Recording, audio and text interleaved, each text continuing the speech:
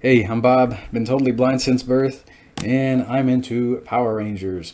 So, we talked about monsters and villains I'd like to see in future seasons of Battle for the Grid last time, and this time we're going to be talking about Rangers and other heroes I'd like to see in future Battle for the Grid seasons. So when I finished the last video, Ninjor immediately came to mind.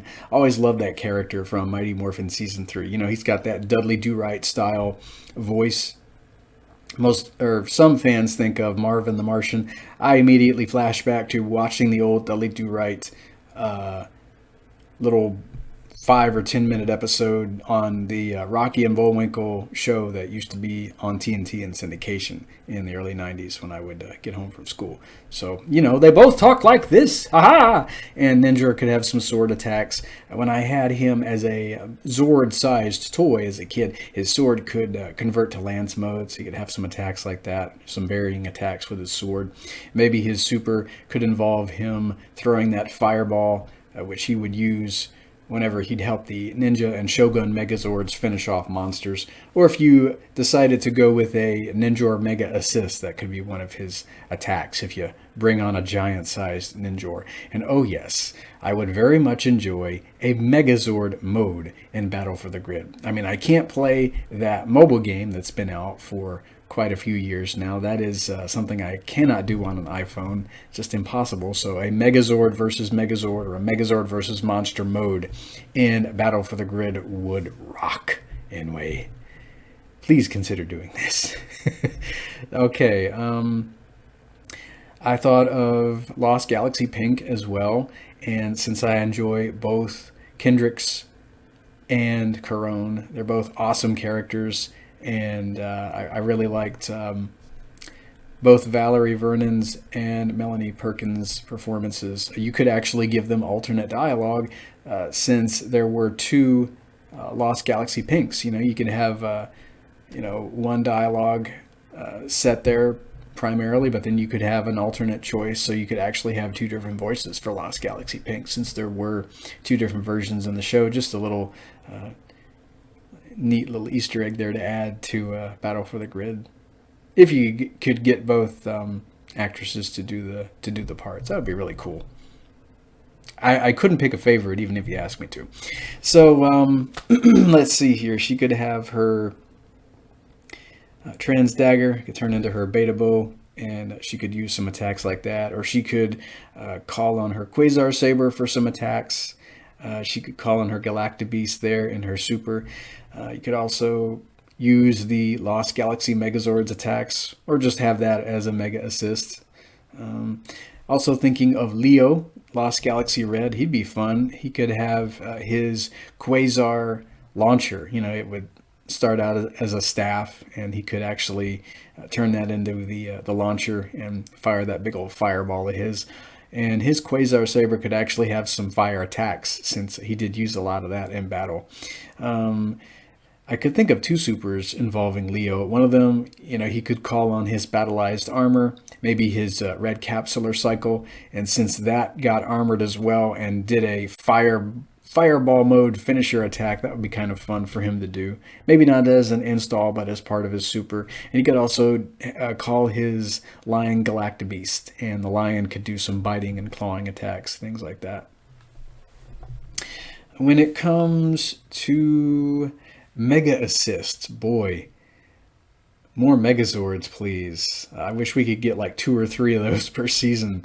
I'm thinking of the Zeo Megazord first and foremost. That would be a really cool Mega Assist to add, because you could have one assist per battle helmet, because it did use all 5 of its battle helmets. You know, you could have one with its Zeo Megazord Saber, that primary finishing attack that it would use for Zeo Warrior mode.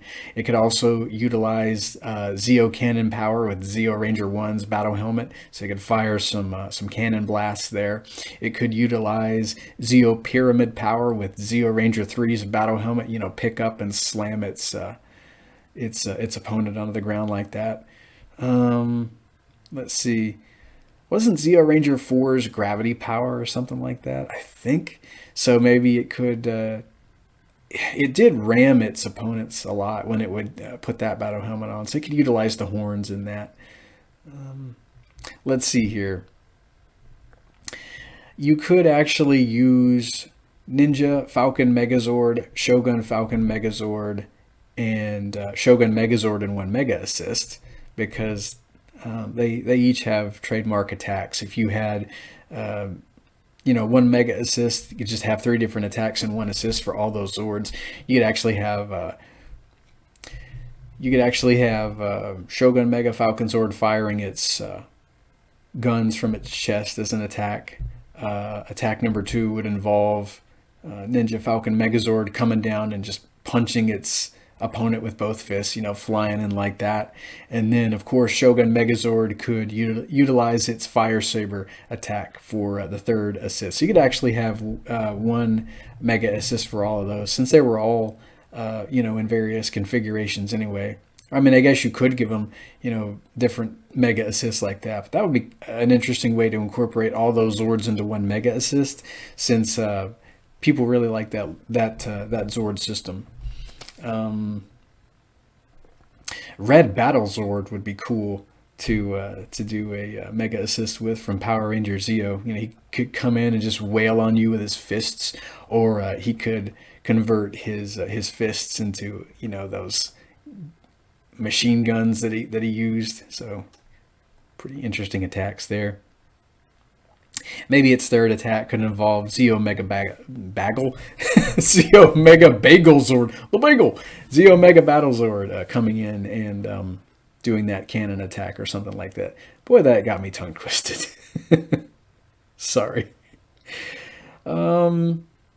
So the last character I can think of would be, last character for today,